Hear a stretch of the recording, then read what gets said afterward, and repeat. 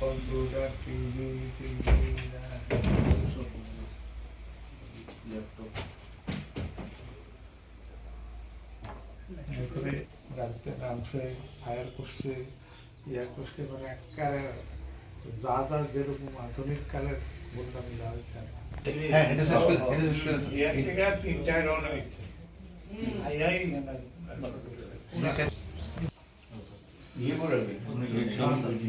এইগুলি স্যার এই ornament sir খুলে খুলে লেগেছে এসব মধ্যে অর্নামেন্টস আছে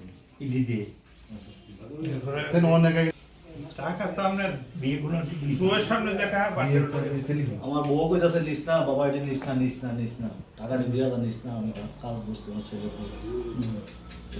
বাড়ি দিয়েছে দেখা আমি সব ছবি তুলে রাখছি। এবং প্রায় 1.5 থেকে 2 ঘন্টা সেদিন পার্টি অফিসের উপর তারা হামলা চালায়, মোটরসাইকেল এবং আরও অন্যান্য সম্পত্তি ধ্বংস করে। সেখানে আমাদের লোকজন একটু বেশি ছিল বলে সেদিন পার্টি অফিসের ভেতরে ঢুকতে পারেনি, কিন্তু বাইরে থেকে যতটুকু ক্ষতি করা যায় সেদিন করেছে। সেই ঘটনার পর তারা এখানে এই করিমবোড়াতে এখান থেকে আমাদের পার্টি অফিস খুব বেশি দূরে নয়, দল বেঁধে এসে প্রায় 1 ঘন্টা ধরে এই বাড়ির সবটা লুটপাট করে।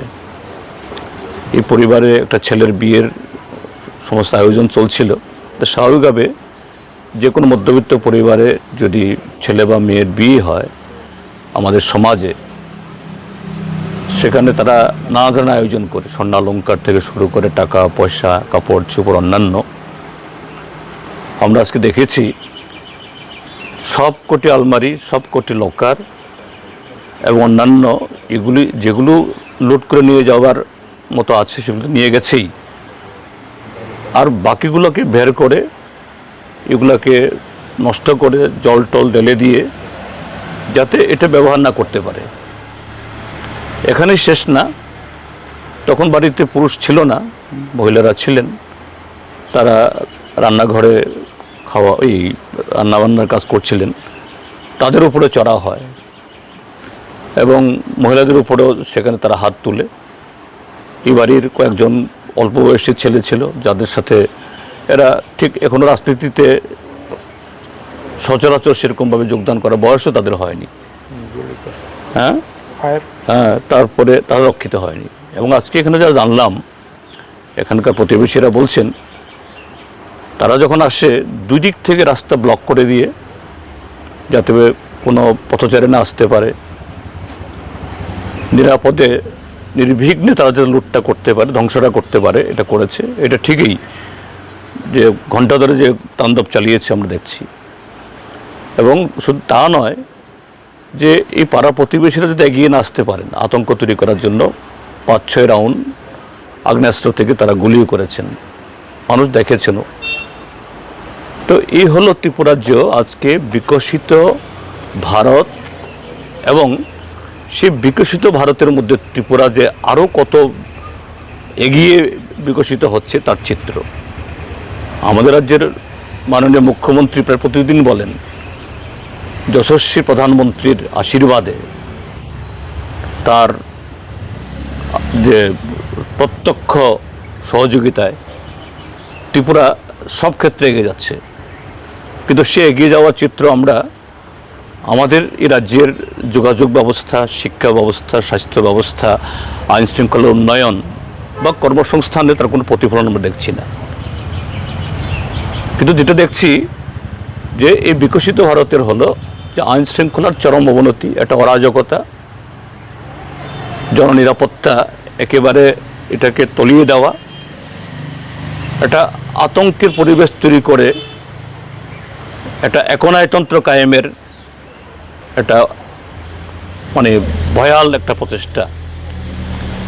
এবং তারই সাক্ষী নিয়ে এই যে এই বাড়িটা, এই বাড়ির মানুষ শুধু না, আমি শুধু এই বাড়ির মানুষ তারাই ক্ষতিগ্রস্ত বলবো না, হয়তো অর্থনৈতিক দিক থেকে প্রতিবেশীরা ক্ষতিগ্রস্ত না, কিন্তু মানসিক দিক থেকে, অন্য দিক থেকে তারাও ক্ষতিগ্রস্ত। নিশ্চয়ই এখানকার মানুষ কেউ এই জাতীয় ঘটনাকে, এখানে বিজেপি দলের সমর্থক থাকতে পারেন, তারা এটাকে সমর্থন করে না, আমি মনে করি না, করতেই পারে না। একটা সুস্থ বিবেকবান মানুষ এই জাতীয় ঘটনাকে কেউ সমর্থন করতে পারে না, তাই হয়েছে। এবং সবচেয়ে আশ্চর্যের হলো যে পার্টির বাড়ির সামনে যে ঘটনাগুলো হয়েছে 1.5-2 ঘন্টা ধরে, পুলিশের অফিসার, অসংখ্য নানা ধরনের পুলিশ কর্মীরা সেখানে উপস্থিত ছিলেন। এখানে যখন ঘটনা হচ্ছিল, এখানকার প্রতিবেশীরা বলছেন তারা বারবার খবর দিয়েছেন এই স্থানীয় থানাকে, কিন্তু তারা আসেন এই ঘটনা, এরা লুটপাট করে 1 ঘন্টা ধরে লুটপাট করার আরও আধা ঘন্টা পর তারা এখানে এসছেন। তার মানেটা কী তাহলে? যে গোটা প্রশাসনের মদতে, গোটা প্রশাসনের তাদের যে কি বলে প্রশ্রয়ে এই ঘটনাগুলো হচ্ছে। তো আমরা আজকে এসেছি এখানে এটা দেখার জন্য, বলার জন্য সরকারের কাছে যে দ্রুত এই ঘটনার তদন্ত হোক, দোষীদের ধরার ব্যবস্থা করা হোক, আইন অনুযায়ী শাস্তির প্রদান করা হোক, তার সাথে ভবিষ্যতে যাতে এরকম ঘটনা না ঘটে, শুধু সিপিআইএমের সমর্থক না, কারোর উপরে আইনের শাসন যাতে ত্রিপুরা যে ফিরে আসে এই ব্যবস্থা করুন। আমি গতকালও ডিজিকে বলেছি যে আপনি দেখুন বিশালগড়ে যে ঘটনা হয়েছে, এই সোশ্যাল মিডিয়াগুলোতে তার ছবি আছে। এই নয় সংখ্যায় তারা খুব বেশি, আর আপনার পুলিশ বাহিনী যারা সেখানে মোতায়েন ছিলেন সংখ্যা কম। এই নয়, এখান থেকে থানা খুব বেশি দূরে না।